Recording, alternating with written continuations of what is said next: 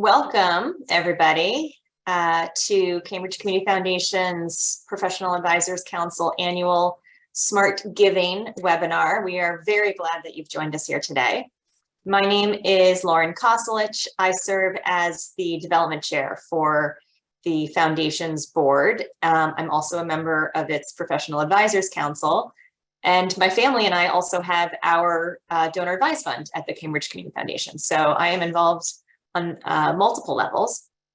In my day job, I serve as an advisor and a partner at Summit Trail Advisors, which is a multifamily office working with highly successful families to achieve their financial, charitable, and legacy goals.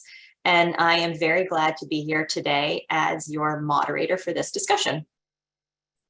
Today's panelists, spanning wealth, tax, and legal expertise, showcase the valuable advice that people can tap into to maximize their giving. We're really lucky to have this broad expertise represented on our PAC year-round and to be sharing it with you today through this conversation.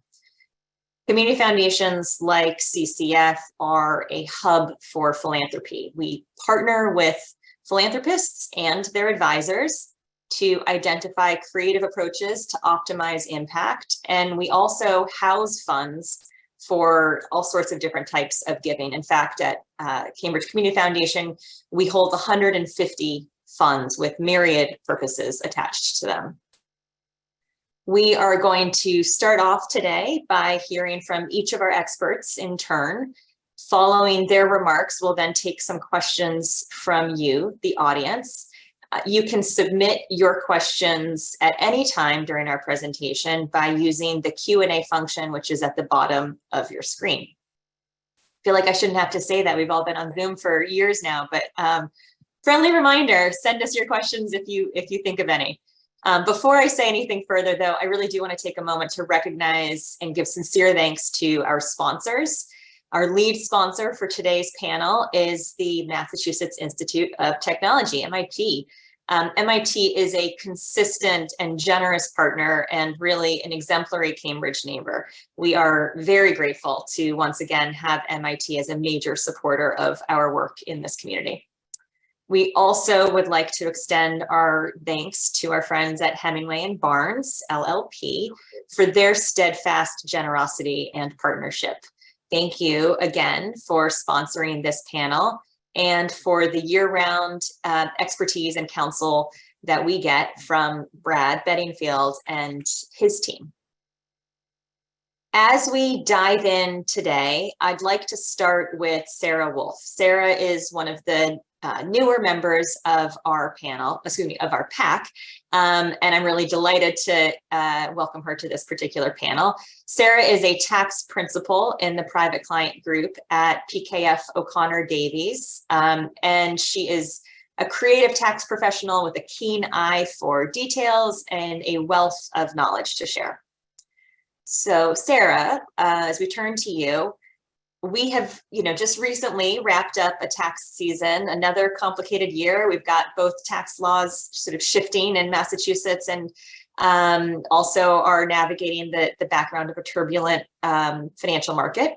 What are you seeing in terms of people's kind of most current tax considerations, in particular as it relates to charitable giving, both in terms of any lessons learned from the tax season that's sort of wrapped up or kind of in the process of getting wrapped up, and perhaps also then looking forward to the 2023 tax year and beyond?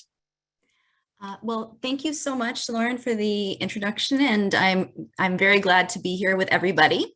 That's a great question, Lauren. I think that philanthropy is really something that it's such a personal decision, and I'm always grateful when my clients bring that type of question to me because I feel like we can really together come up with some good strategies for them to accomplish what they're trying to.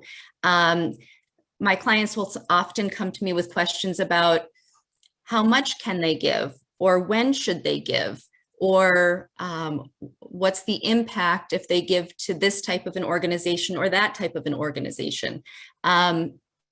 And the tax answers aren't always obvious. So I think it's always good when thinking of making contributions to any organization to involve your advisors, whether it's your wealth advisor, your CPA, or the experts at the organization itself.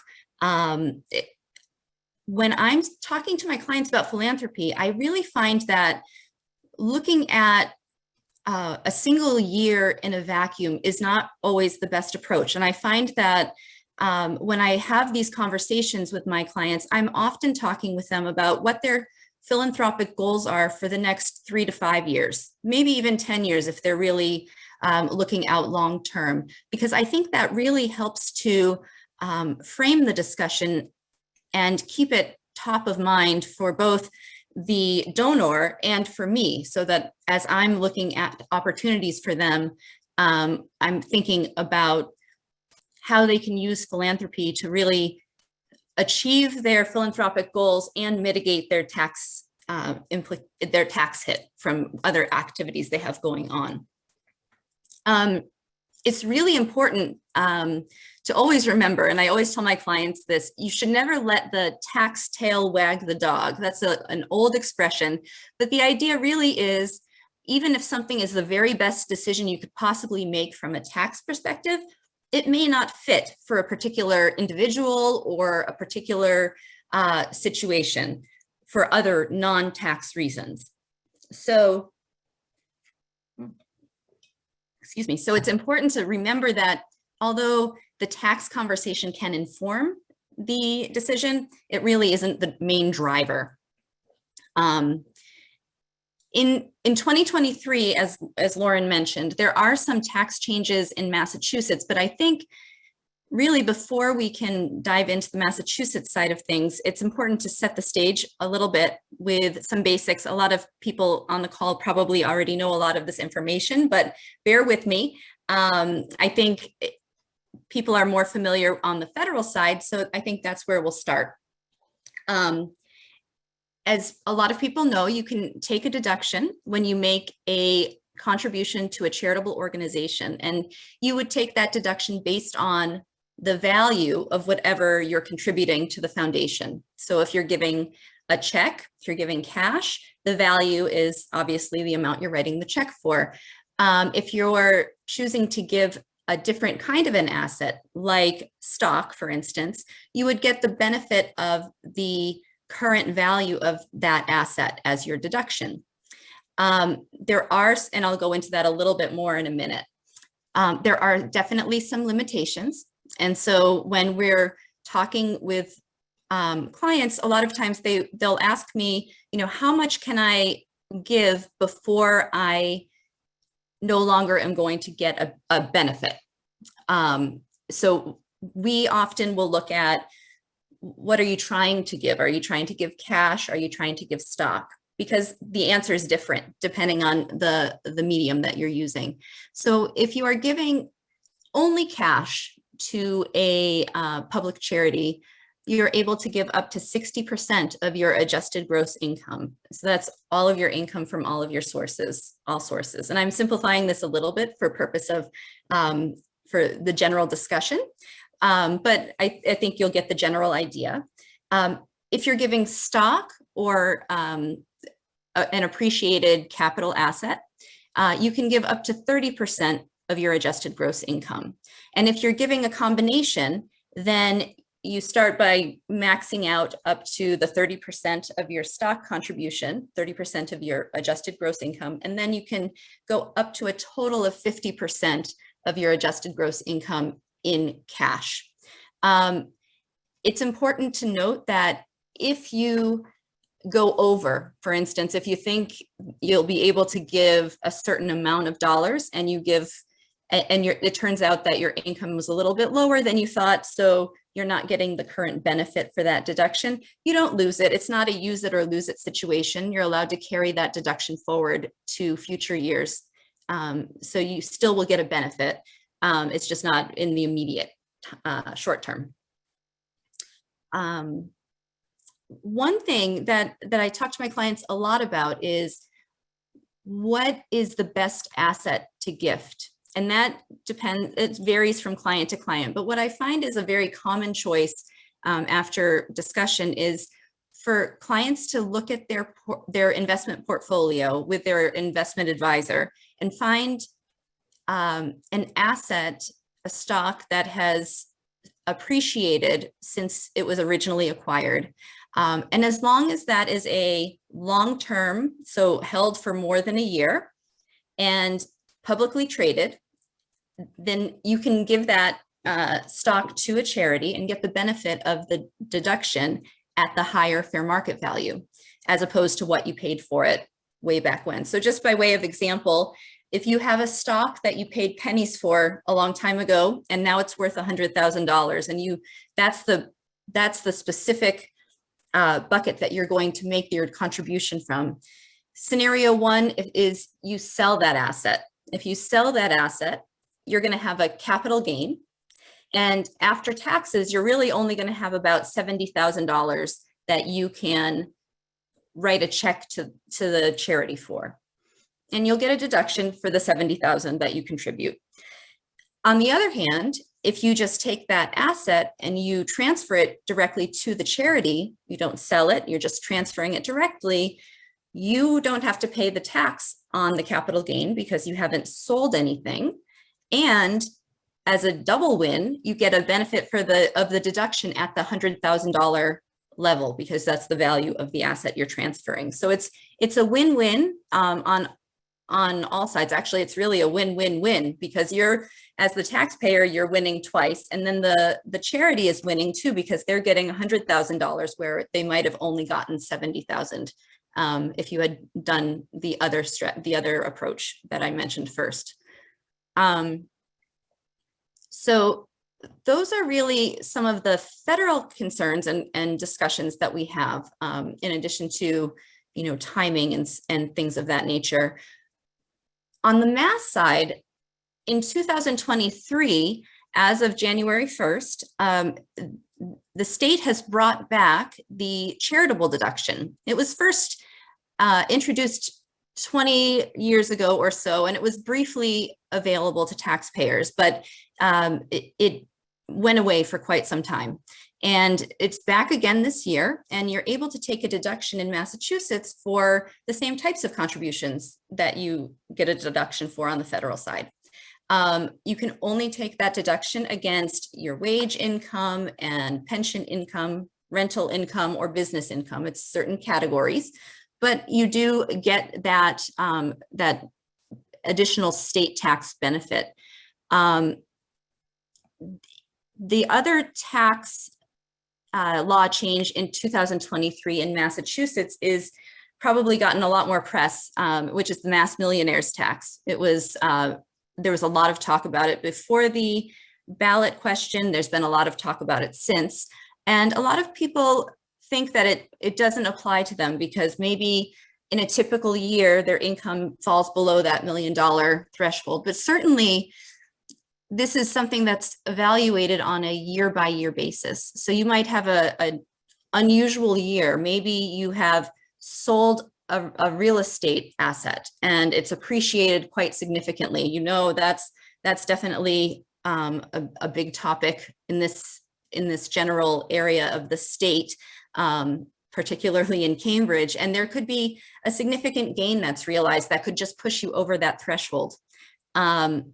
Or you have a one-time bonus from your job, it could push you over that threshold. So thinking about the two items in context with one another, that mass charitable deduction can really be a benefit to somebody who's got this blip in their income where they're going to be able to get a deduction on the state side. Certainly it's complicated because of how the deduction works and only offsets certain types of income. So you definitely, if that's something that you're considering and it's a material number, it's a good idea to consult with your advisors to run some projections and figure out the best strategy. But that's just basically how from a federal and a state perspective, the charitable deduction will play out. And that's really what I'm seeing, what I've been talking to my clients about an awful lot lately. Thank you so much, Sarah. It's particularly interesting sort of thinking about that mass millionaires tax as a new factor for us as advisors to, clients and donors in Massachusetts and for those philanthropists in Massachusetts to be thinking about, and in particular, with the charitable deduction coming back at a local level, to be thinking about the possibility and potential of some tax planning that could happen with the charitable contribution, and in particular around a one-time event like selling a house. I think here in Cambridge, obviously, as everywhere, but in particularly locally, homes have appreciated so much in value that really anyone who's looking to sell a home would be wise to kind of consider that. And actually at Cambridge Community Foundation, I can recall a great experience wherein our philanthropic partnerships team connected with some longtime residents as they were preparing for a home sale. The empty nesters were looking to sell a property that they had lived in for years, and the appreciation on that property was significant. And to offset the gain, their advisor recommended a sizable charitable gift. And sort of, although they were very excited about the prospect of giving back and being charitable, the donors also wanted to be sure to take the time to be really thoughtful about their giving. And ideally, they really wanted to bring in the next generation as well. And so for this couple, a donor advised fund was a perfect solution. They were able to contribute, that charitable contribution in the tax year that they needed to in order to offset the real estate gain. They set up the fund at Cambridge Community Foundation, and now sort of with that, those operational steps behind them, they and their family can benefit from being really thoughtful about the grant making that they want to do from that donor advised fund. They are, receiving philanthropic guidance from the foundation. They're working together as a family, and they've actually even chosen to co-invest with us in some of the community grant making work that CCF does. So, a DAF is just one charitable vehicle that can make sense for a lot of families to consider. But there are other fund structures as well that offer donors even more flexibility in terms of both what goes into them and what could get granted out from them.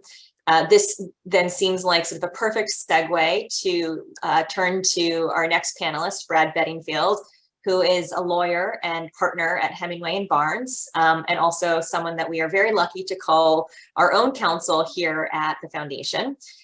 Brad, can you please share with us some observations and legal insights on philanthropic strategies that can be particularly successful at accomplishing various goals?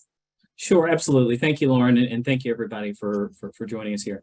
And Lauren, you gave a wonderful example of what DAFs do really, really well, and where they can serve a number of goals at the same time. With your example of somebody giving real estate, setting up a donor advised fund, getting their family involved. It's a way to have an ongoing relationship with your philanthropy rather than just a gift that you sort of walk away from. And in particular, in the context of an organization like a community foundation, being able to leverage that local expertise to do things like matching grants and leverage giving. So for grants involving gifts to public charities, in particular local public charities, in a way that can involve the donor in an ongoing way, potentially multi-generational, donor advised funds work really, really well. And they're often sort of the first option to consider when making a gift to an organization like the Cambridge Community Foundation. DAFs do have their limitations, though. This derives from some legislation that was enacted back in 2006 to add some limitations on what DAFs can do, because Congress was concerned that donor advised funds might be used in a way that was sort of like a private foundation, and so they wanted to add some private foundation-like rules to the donor advised fund rules. And those rules essentially are in two categories. One is to prevent use of donor advised funds by grants or otherwise in a way that will provide some private benefit to the donor or the advisors. This is why you can't use your DAF to pay for tickets to the gala, because of that set of rules. And then the other set of rules has to do with to whom the donor advised fund can make distributions. Donor advised funds can very easily make distributions to a wide array of public charities. That's what they're perfect for. It's much more difficult for donor advised funds to make distributions to other kinds of organizations, charities that are not public charities like private foundations or other than private operating foundations, or to even non-charitable organizations. And I'll explain in a minute why you might want to do that in a charitable way.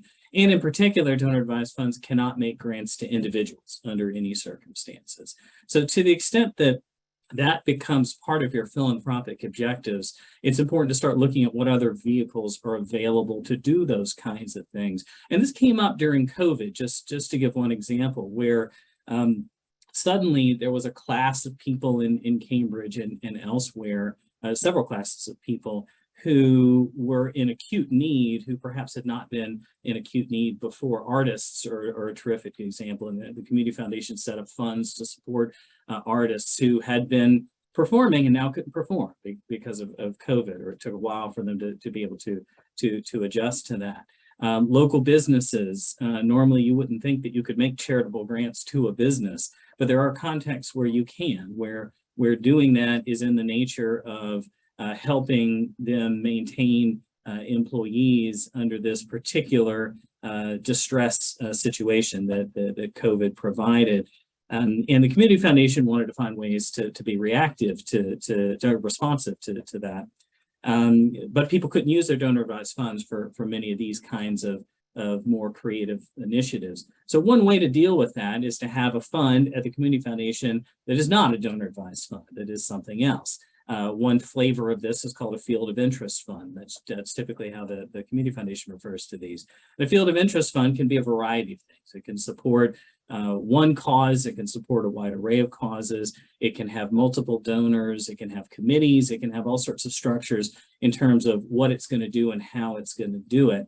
And as long as those funds don't meet the definition of a donor advised fund in the tax code, then they're not subject to those limitations that we just talked about. Now, these field of interest funds, like every fund at a 501c3 public charity, has to ensure that its grants are exclusively for charitable purposes. That is inevitable with any grant from the Community Foundation, but it can do it in a wider array of ways than a donor advised fund can. And the way to avoid a fund like that being treated as a donor advised fund is to avoid the definition of a donor advised fund in the tax code, which is any fund that's identified by reference to a donor, either externally or internally, and with respect to which a donor has or reasonably expects to have advisory privileges. So it's not a donor advised fund because you call it that or because the agreement says a donor advised fund. It's a donor advised fund if it meets those criteria, and it's not a donor advised fund if it doesn't meet those criteria. So with field of interest funds, once you have multiple donors contributing to a field of interest fund, it moves away from the DAF definition pretty quickly because it's not identified by reference to one donor or one or two donors. You've got a bunch of people contributing. You've lost that connection, and we don't need to worry about those rules anymore. Alternatively, especially in the startup phase of a new field of interest fund, often you've got one or two donors who have seeded it but are encouraging other people to give. And then those people might have something that's very like a DAF advisory relationship. And so then we need to structure that in a way so that it's not like a DAF advisory relationship. Either they don't have advisory privileges, they've helped set up the parameters of the fund, but that's it. Or they may be part of committees where they're in the minority of the committee, depending on the situation, that may or may not take you out of the donor advised fund rules. But the bottom line is that community foundations can do a lot outside of what DAFs can do. Organizations that are flexible in setting up new funds like that are able to find ways to have impact that DAFs might not otherwise be able to have. And once you set up a field of interest fund that is not itself a donor advised fund, donor advised funds can make contributions to that field of interest fund. And this is what a lot of folks did during COVID when they wanted to help artists individually. And they couldn't do that through a donor advised fund. Community Foundation set up a fund to facilitate people doing that, either by direct gifts or by gifts from their donor advised funds that could then be deployed towards this more creative form of philanthropy. Thank you, Brad. I really appreciate you sort of drawing the distinctions of where there's limitations and where there's flexibility in different types of funds. And I think in particular, you know, the flexibility that comes with field of interest funds is so interesting. You know, the fact that donors can sort of support all types of great things, you know, under the broad umbrella of philanthropy, from internships to independent artists, you know, locally owned mission-aligned businesses or conferences, events, and then also, of course, the great nonprofit organizations that help to provide impact to so many people. I'd like to just sort of take a moment actually to offer one example of a field of interest fund here at Cambridge Community Foundation. 2 years ago, we set up the Zandy Bard Fund in partnership with Zandy's family, with the goal of honoring a much loved young man whom our community lost too soon. The fund was set up as a field of interest fund, and it actually has garnered the support of so many people. I think we're at 148 donors at this point, which is really exciting. And the fund was established to support opportunities for young people in Cambridge who would not otherwise have access to those opportunities. To date, the fund has been focused on providing internships in particular.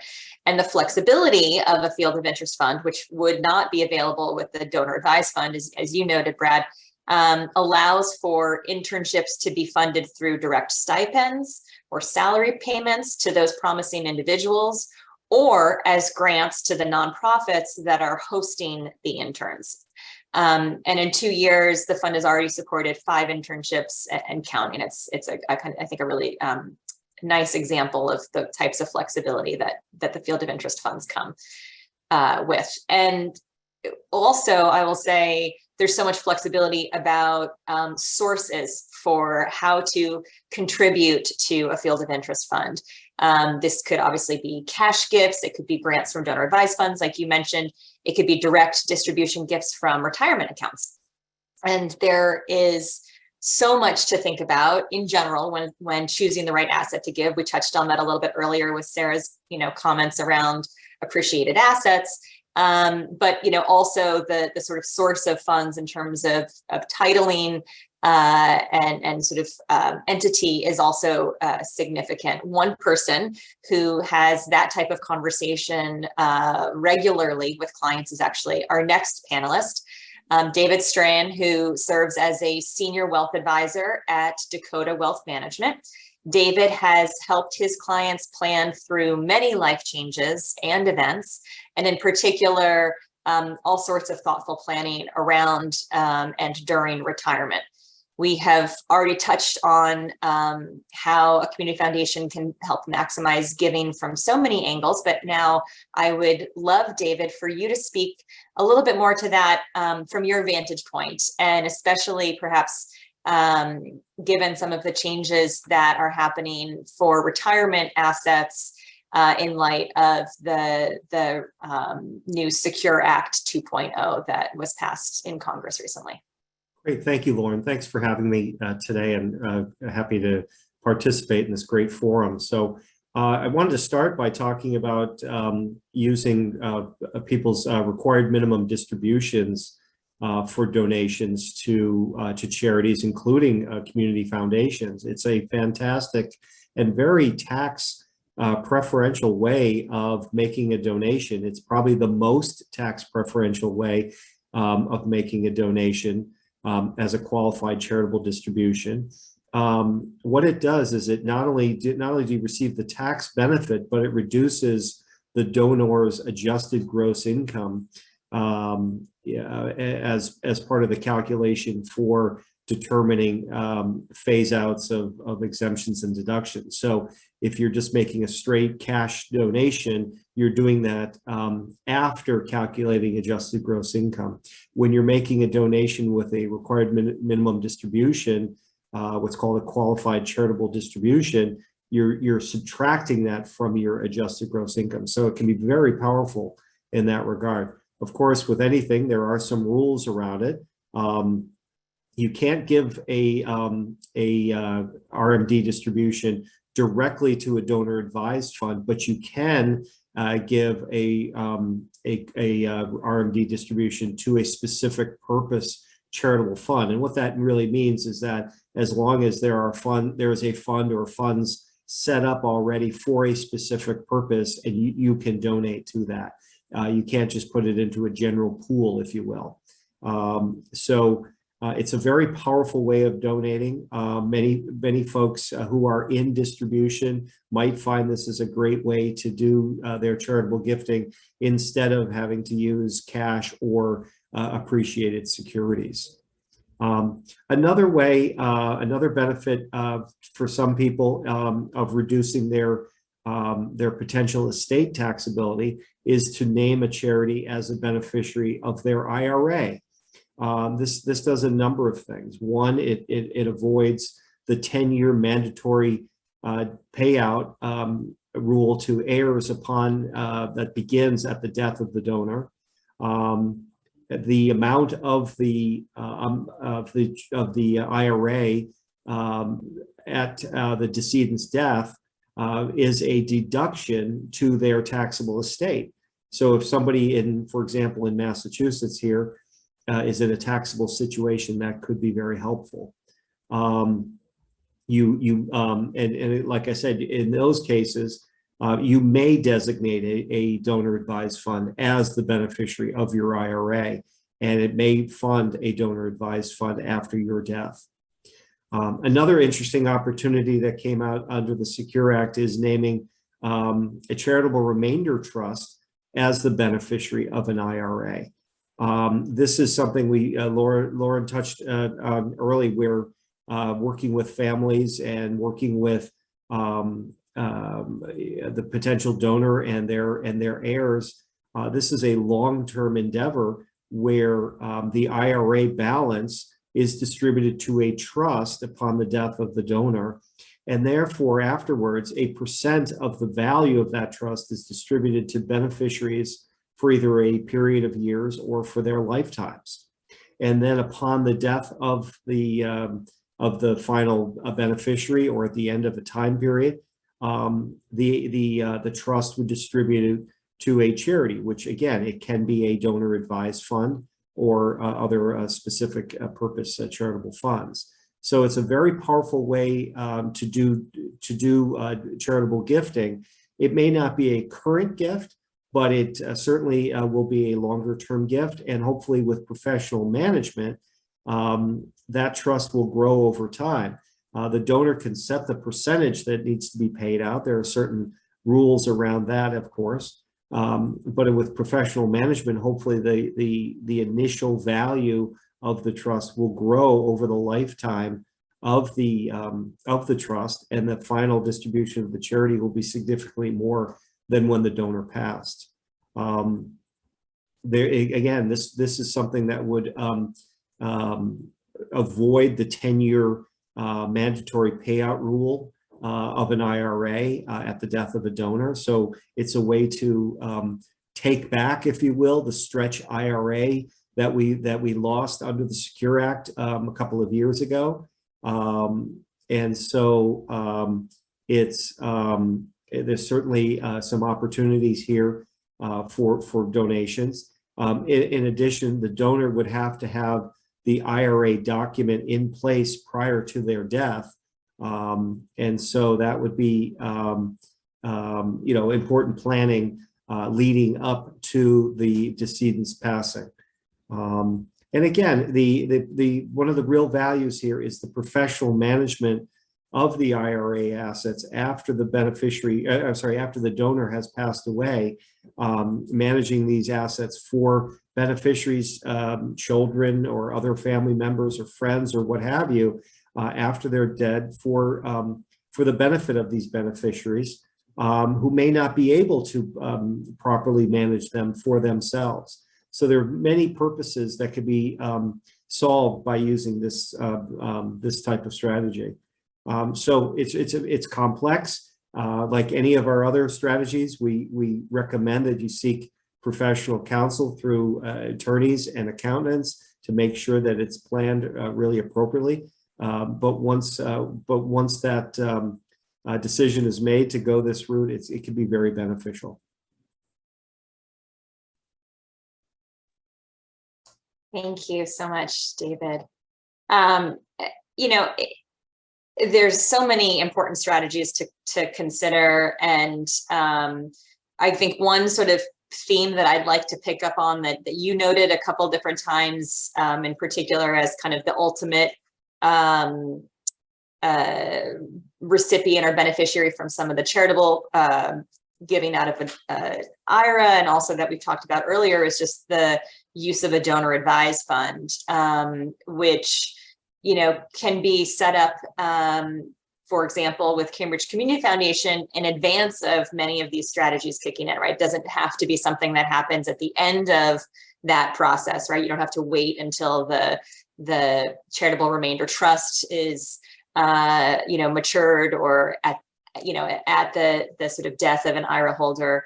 And like we saw earlier in the example with the real estate family, you know, it's something that you can kind of set up, you can add to it over time, and you can sort of give yourself some flexibility about, you know, when you make those grants out and what you really want the impact to do. And so, you know, I think that it's possible to start working in partnership with Cambridge Community Foundation, you know, to fund something at even a modest level, and then kind of use that vehicle as the structure or the entity that we as advisors and the donors and philanthropists out there can sort of think about for the various types of gifting and grant making, both that they're looking to do going forward. And in particular, I want to just highlight that,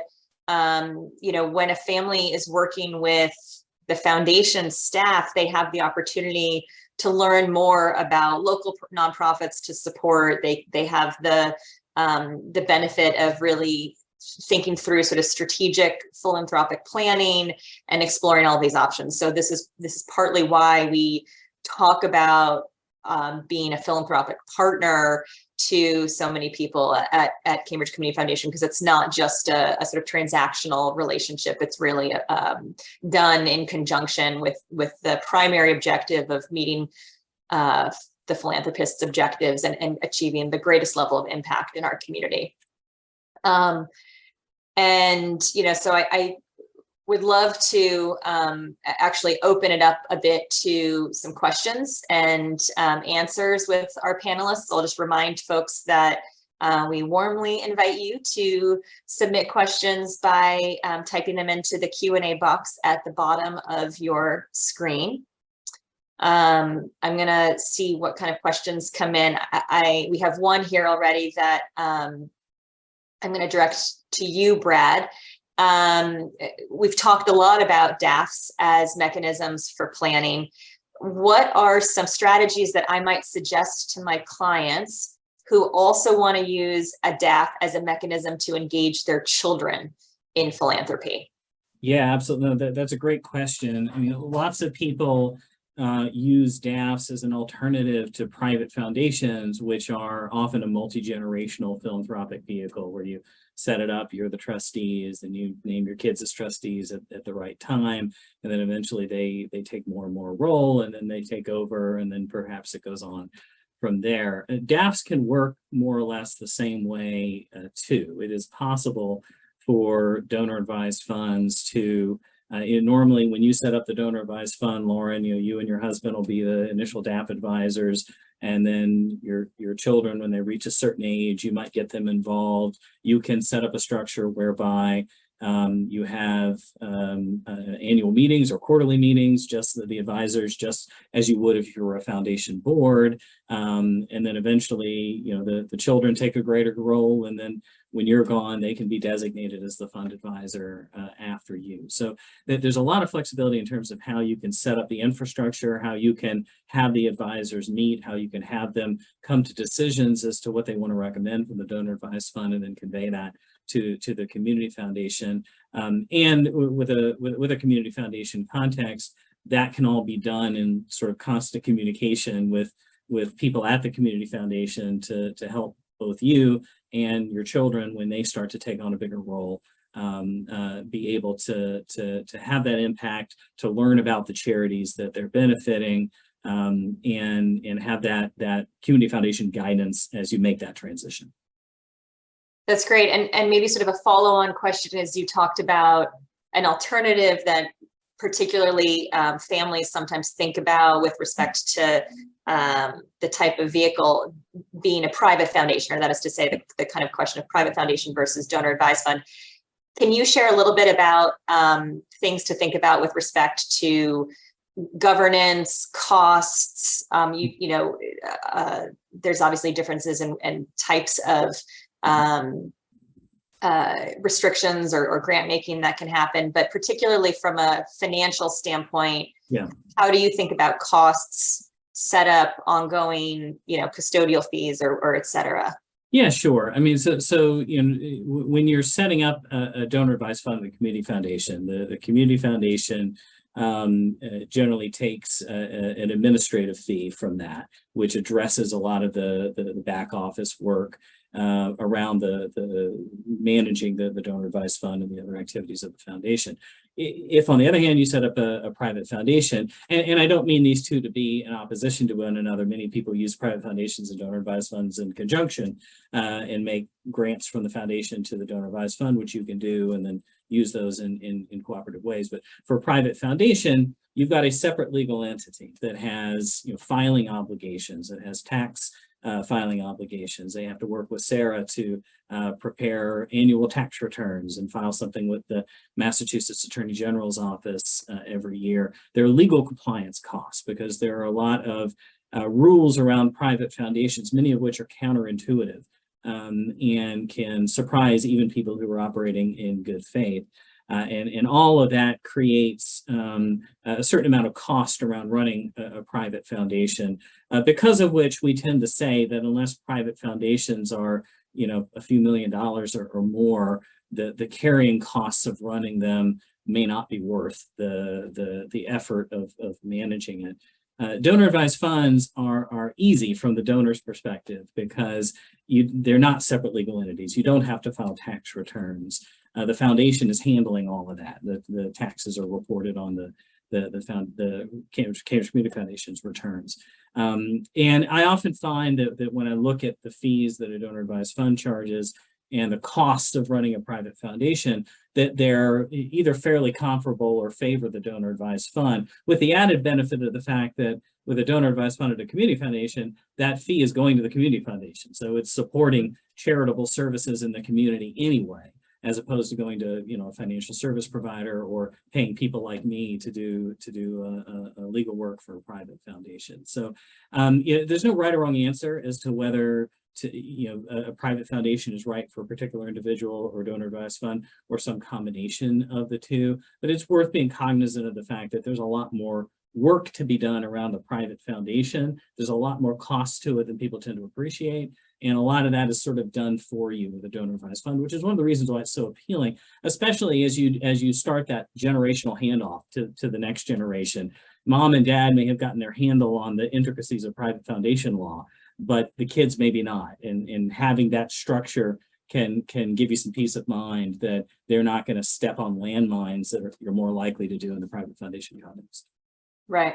That's great. Thank you. And I want to just kind of circle back and really underscore that point you made about the administrative fee, because it's one of the things that I appreciate so much and think about so much. And as I mentioned, with my own family fund being at Cambridge Community Foundation versus a financial institution, that notion of the administrative fee not so much being a cost, but actually a form of philanthropy and support to a community that I love, just really resonates, right? I mean, when we think about community foundations as being able to play a role of civic leadership and philanthropic sponsorship and stewardship in a community, sort of acknowledging that the advisory fees to support that work are perhaps even sort of a part of the type of philanthropy that those donors can be doing is really valuable. Another question here, and I think I'm going to sort of direct this one to you, David. Can you touch on sudden wealth? Particularly, what would be the best steps for someone who is awoken to a very large sum of money? You know, what should they do first? What would be a good to do? What's something that they should perhaps avoid doing? Or are there any, you know, mistakes that you've seen that you'd counsel people to avoid? Well, the first thing when you have sudden wealth is you got to give me a call. That's the first thing. But hire an advisor. There you go. Exactly. But yeah, no, I mean, certainly hiring an advisor, I think having good counsel around you, whether it's an attorney, an accountant, a wealth advisor, all those people provide great knowledge and advice and can put an actionable plan around your inheritance or windfall, whatever that might be, to make sure it's managed correctly, make sure that it's any of the compliance issues, whether tax and legal issues, are handled appropriately. Also making sure that including your family involved in that, where you know, quite often we plan for ourselves, but we also want to plan for when we are gone. So certainly estate planning as part of that as well is important. Making sure you set your with your advisors your goals and objectives for that money. What do we want to do? Are we going to do some spending, immediate spending? You know, a lot of times people get a windfall and they want a house, they want a car, things like that. Well, certainly we want to make sure that there's planning around these things. Financial planning is very important. Can we afford these things? Even though maybe you got a $100,000 windfall, doesn't mean you can necessarily just go out and buy a mansion. So we really need to plan accordingly to what the inheritance is. And like I said, bringing the advisors in is so important because first of all, it gives an unemotional assistance to the planning. It's a professional, you know, a review of the situation and what, you know, should be done. And then hopefully the recipient will take that advice and put an actionable plan into place. That's great. Thank you. Another question here. When working with donors on philanthropic strategy, what kinds of things have you seen that make your clients feel connected to and excited about a foundation or organization that they're interested in supporting? Maybe I'll just give a couple responses or comments, I should say, as a response there. First, you know, in some respects, I would say like this is the beauty of a Cambridge community, of a community foundation, and where Cambridge Community Foundation has the opportunity to be very broad and very kind of customized in the types of impact that it can help to facilitate and direct in our community. So, you know, we have had donors come to us, or you know, we have sort of emerged and surfaced in conversations with donors a really wide range of ideas and issues.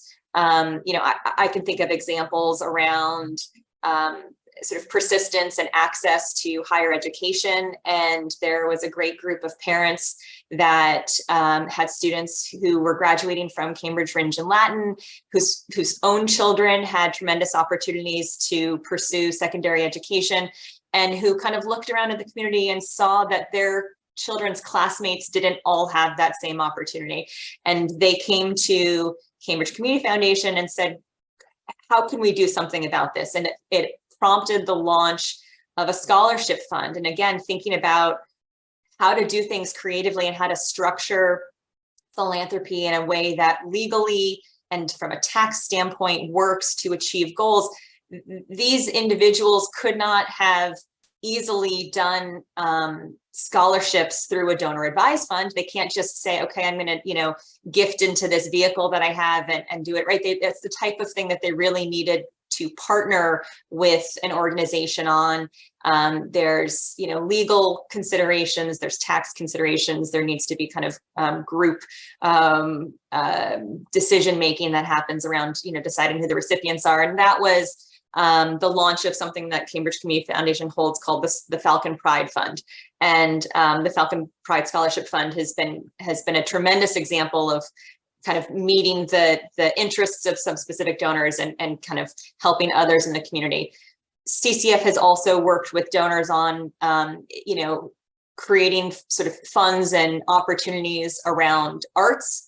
There's a great facility in Harvard Square on Arrow Street that's just opened that is going to be kind of a really interesting combination of supporting a actual sort of, let's say, for-profit arts organization, a theater production company and space, but that also provides access to that space for nonprofits and other sort of members of the community. And so again, it's this kind of creative solution identifying and problem solving that can happen when donors are working in consultation with the folks on the ground and in the community who have real deep knowledge of sort of what some of the options are that are available.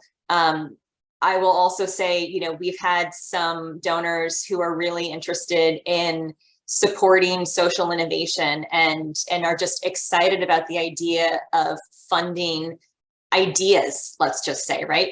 And so we launched the Imagined in Cambridge Fund a couple of years ago to give recognition to local community members who have ideas to help their fellow community members. And it could be around mental health access and support in sort of youth settings, in a school setting even. It could be access to food. It can be kind of cultural,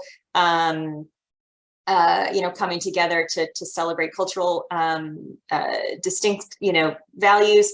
And these innovators, as we sort of think of them, don't necessarily already have a nonprofit set up, right? These are kind of just ideas and projects almost that are underway, but the donors had an opportunity to say, that's interesting to me. How do I just get people who have ideas the support that they need? Again, they couldn't, they could just find those people on their own and give them money, but you can't take a charitable deduction when you do that.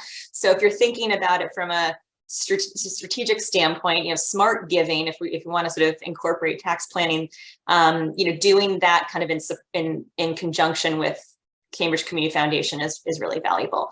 I'm going to actually go to our next question, which is, speaking of sort of tax planning, Sarah, I'm going to throw to you. What are some of the things that you might encourage donors and philanthropists to think about, or ways for them to think about philanthropy year round, as opposed to kind of in the crunch of year-end planning when it's harder to be thoughtful about the impact that they want or the right way to do it? What would you recommend? That's a great question. And I know that a lot of people do start out thinking about philanthropy really right after Thanksgiving. A lot of people, that's where they put their mindset. But what I've found when I'm talking with clients and really developing that 5-year plan, and I really think that's part of the key, is really knowing what your objectives are on a longer term basis.